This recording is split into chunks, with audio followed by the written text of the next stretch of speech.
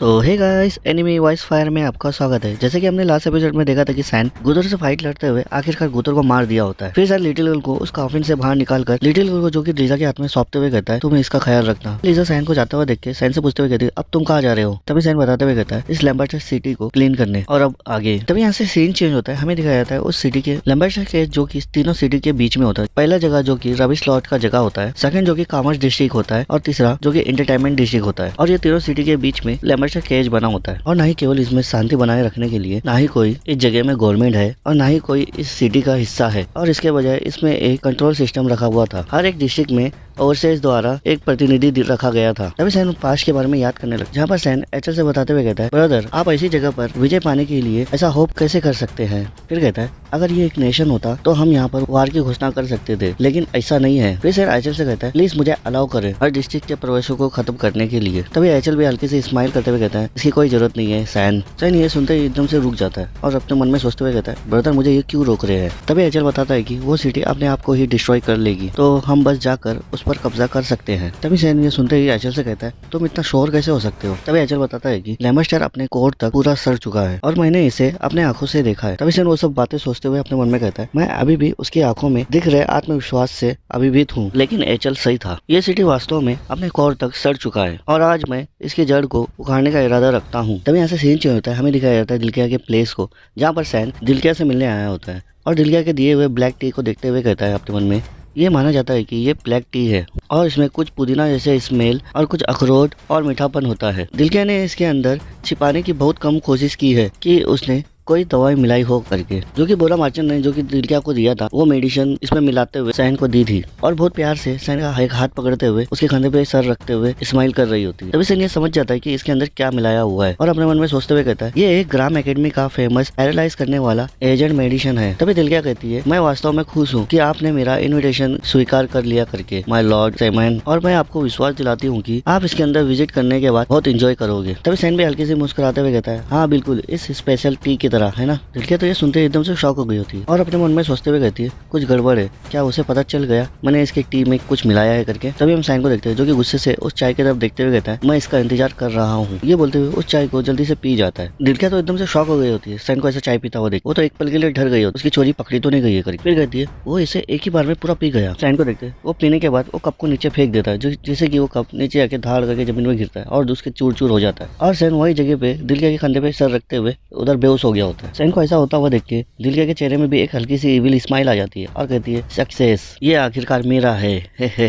तभी यहाँ से सीन चेंज होकर ग्रे मार्चेंट गिल्ड का कमर्शियल डिस्ट्रिक्ट दिखाया जाता है, जहाँ पर बोरा मार्चेंट बड़े मजे से अपना खाना खा रहा होता है। तभी एक पर्सन आते हुए कहता है, सर दिलकिया ने साइमन को सक्सेसफुली कैप्चर कर लिया है। हाँ सर, मुझे अभी अभी एंटरटेनमेंट डिस्ट्रिक्ट से यह मैसेज मिला है। तभी बोरा मार्चेंट ये सुनते ही एकदम से खुश हो गया होता है और कहता है, वंडरफुल, आज ऐसा लगता है कि हेवन भी हमारे साथ है। फिर उस आर्टिफैक्ट ग्रेविटी चैम्बर के बारे में याद करते हुए कहता है, मुझे केवल गुथर को ग्रेविटी चैम्बर देने का बहुत अफसोस है, क्योंकि ग्राम एकेडमी से ऐसे आर्टिफैक्ट को प्राप्त करना ये कोई आसान उपलब्धि नहीं थी। फिर हाथ में पकड़े हुए चिकन के पीस को खाते हुए कहता है, कोई बात नहीं, क्योंकि मैजिकल स्वॉर्ड जल्द ही मेरी होगी। तभी बोरा मार्चेंट के पीछे से वो असिस्टेंट आते हुए कहता है, लेकिन सर मुझे चिंता है कि चीजें कितनी आसानी से मिल चुकी है। तभी हम बोरा मार्चेंट को देखते हैं जो कि उस असिस्टेंट की बातें सुनने के बाद मुर्गी तो मावे ने गई होती है। गुस्से से अपना मुंह बनाते हुए उस असिस्टेंट से कहता है, क्या तुम्हें हर चीजों पर गलत थॉट रखना जरूरी है? वो असिस्टेंट कहता है, सर मेरा इंट्यूशन यानी कि सोच कभी धोखा नहीं दिया है। फिर कहता है, हम पहले जाके वहाँ इन्वेस्टिगेट करेंगे। तभी बोरा मार्चेंट असिस्टेंट की तरफ देखते हुए कहता है, और अच्छा, लेकिन तुम वहाँ जाने के बाद ऐसे उल्टी सीधी हरकतों को अवॉइड करना। तभी वो असिस्टेंट यस सर बोलते हुए वहाँ से चले जाता है। तभी बोरा मार्चेंट उस चिकन के पीस को खाते हुए उस असिस्टेंट के बारे में सोचते हुए कहता है, ये भाड़े के ये स्पेनिश शैडो असिस्टेंट अपने क्लाइंट के लिए इतना चिंता कब से करने लगे? मुझे लगता है निश्चित रूप से वो मैजिकल स्वॉर्ड के पीछे तो नहीं है। ये बोलते हुए वहाँ से तेजी से निकल जाता है और घोड़े गाड़ी में बैठते हुए सभी को चिल्लाते हुए कहता है, मेरे रास्ते से हट जाइए,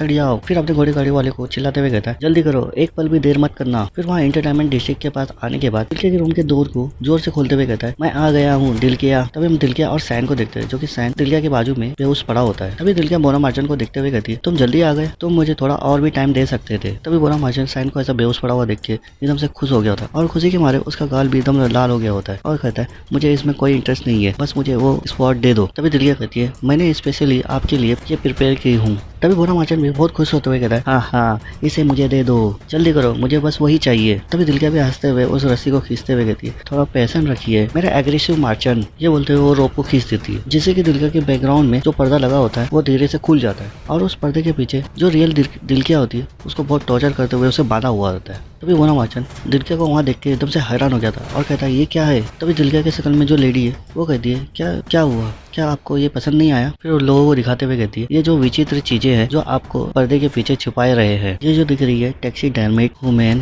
तभी मोना मार्चेंट हैरान होते हुए कहता है, वो बीच में है जो, क्या वो दिलकिया है जो दिलकिया के रूप में है। उसे पूछते हुए कहता है, तो तुम कौन हो। तभी वो लेडी मोना मार्चेंट से कहती है, मैं क्या हूँ, ओह तुम कितने हार्टलेस हो। ये बोलते हुए अपने फेस को चेंज करते हुए कहती है, मैं वो चीज हूँ जिसे तुम शिद्दत से चाहते थे, मैं मैजिकल स्वॉर्ड कैरम हूँ।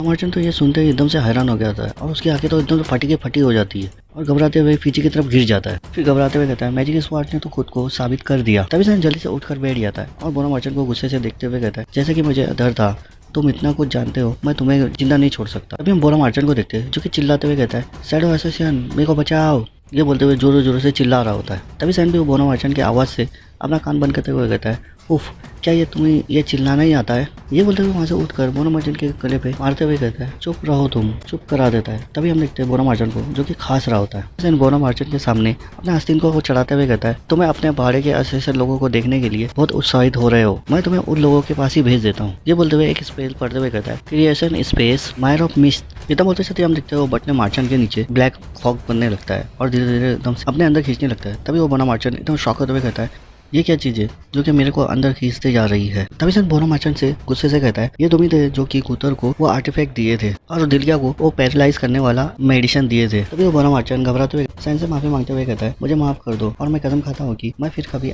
ऐसा कुछ कभी नहीं करूंगा। तभी सैन कहता है, मुझे पता है, मैं गारंटी दे सकता हूँ कि तुम फिर कभी ऐसा नहीं कर सकोगे। Good bye. मोना मार्चेंट भी चिल्लाते हुए कहता है, ओ नहीं प्लीज मुझे छोड़ दो। ये बोलते हुए मोना मार्चेंट वो मिस्टीरियस फॉग के अंदर घुस जाता है और इसके साथ ही वो मोना मार्चेंट का चैप्टर भी क्लोज हो गया होता है। तभी सैन को दिखाया जाता है जो कि कैरम से कहता है, अब जो कि यहाँ कुछ बचा है वो सिर्फ दिलकिया ही है। तभी हम कैरम को देखते हैं जो कि सीधे चलते हुए दिलकिया की तरफ ही बढ़ रही होती है और सैन से कहती है, तुम कि दिलकिया को मेरे ऊपर छोड़ दो और तुम आगे बढ़ो। तभी सैन वहाँ से बाहर जाते हुए कहता है, ठीक है बस तुम यहाँ पर ज्यादा और टाइम मत लगाना। तभी कैरम भी कहती है, नहीं थैंक यू। तभी कैरम दिलकिया के सामने आके खड़ी होती है और दिलकिया से कहती है, तुम्हारी नजर मेरे मास्टर के ऊपर थी। तभी कैरम भी एविल से हंसते हुए कहती है, मुझे पता है कि तुम अभी होश में आ चुके हो, इसलिए तुम अपने आप को संभालो। फिर दिलकिया से प्रॉमिस करते हुए कहती है, मैं तुम्हारे 1,000 टुकड़ों में काट दूंगी। तभी हम दिलकिया को देखते हैं जो कि उसका हाल बहुत बुरा हो चुका होता है और रोते हुए कहती है, मुझे माफ कर दो, मेरी नज़र आपके मास्टर पर थी। तभी कैरम दिलकिया की बातों को इग्नोर करते हुए उसकी आंखों को बेरहमी से निकाल लेती है और दिलकिया भी तड़पते हुए बहुत जोरों जोरों से चिल्ला रही होती है। तभी सैन को देखते हैं जो कि दिलकिया की आवाज़ सुनते हुए अपने मन में कहता है, वो उसे पूरी तरह से टॉर्चर करते हुए बहुत बुरी तरह से मार रही है। ये बोलते हुए सैन को वहाँ पर सेंस होता है। सैन जल्दी से शॉक होते हुए कहता है, सडनली मेरे को यहाँ पर फैमिलियर मैजिक क्यों सेंस हो रहा है। तभी सैन के सामने कुछ होने लगता है। सैन कहता है, ये तो एक मिस्टीरियस डोमेन है। तभी वो नीले फॉग से सैन को आवाज आती है और कहती है, तुम्हारे चेहरे पर वो नजर मुझे खुश करती है और मैं लिंडसे निहालो हूँ, मैं लेबस्टर के ओवरसीरों में से एक हूँ। तभी सैन भी लिंडसे निहालो को देखते हुए कहता है, ये तो मिस्टीरियस लिंडसे निहालो है, ये तो मिस्टीरियस की मेंबर थी। तभी लिंडसे निहालो सैन से कहती है, मैं समझ गए, तरीका ने तुम्हें मेरे बारे में कुछ ज्यादा नहीं बताया है। फिर कहती है, लेकिन अब मुझे समझ आया कि तुमने दूसरे ओवरसीयर्स को मारने में अपना समय क्यों बर्बाद किया, तुम कितने कंसिडरेट हो। तभी सैन ये सुनने के बाद अपने एक हाथ में ब्लैक ओक बना लेता है। फिर लिंडसे निहालो से कहता है, ये निश्चित रूप से मेरे लिए चीजें कितनी आसान हो जाती है अगर तुम अपने 2 पैरों पर मेरे पास नहीं आती तो। एविल से हंसते हुए कहता है, तो मैं तुम्हें सीनियर कहना चाहिए। फिर कहता है, नहीं मुझे लगता है कि तुम्हें गद्दारी कहना ज्यादा सूट होगा। तभी लिंडसे निहालो थोड़ा चिढ़ते हुए अपने हाथ में पहने हुए रिंग को सैन की तरफ दिखाते हुए कहती है, ओह तुम काफी गलत लग रहे हो, तुम्हारा जो ओपोनेंट है वो मैं नहीं हूँ। सैन ये सुनते ही उसको वहाँ पर किसी का सेंस होता है। वो एकदम से शॉक होते हुए पीछे जैसे कि पीछे मुड़ के देखता है किसी ने तेजी से सैन के ऊपर अटैक कर दिया होता है। सैन जल्दी से पीछे मुड़ते हुए उस अटैक को जल्दी से काउंटर अटैक करते हुए उसे रोक लेता है। फिर उस जगह पे देखते हुए कहता है, यहाँ पर और भी कोई था। तभी लिंडसे निहालो सैन से कहती है, तो फिर उसे हेलो कहो। सैन तो सामने की तरफ देखते एकदम से फ्रीज ही हो गया होता है, जो कि सामने खड़ा हुआ पर्सन और कोई नहीं लीजा है, जो कि लिंडसे निहालो की तरफ से सैन से लड़ रही होती है और लीजा का ऑरा भी एकदम से चेंज हो गया होता है। लीजा जो कि लिंडसे निहालो के वश में होती है। लिंडसे निहालो सैन से कहती है, मुझे विश्वास है कि तुम दोनों एक दूसरे को पहले से ही जानते हो। लीजा भी जवाब देते हुए कहती है, यस माय लेडी, और मैं अब डायमंड ऑफ लमैया को खत्म कर दूंगी। तो गाइस इसी के साथ ये एपिसोड खत्म होता है। अगर आपको ये वीडियो पसंद आया तो आप लाइक कर देना। नेक्स्ट एपिसोड चाहिए तो आप एक प्यारा सा कमेंट कर देना। मिलते हैं नेक्स्ट एपिसोड में, तब तक बाय।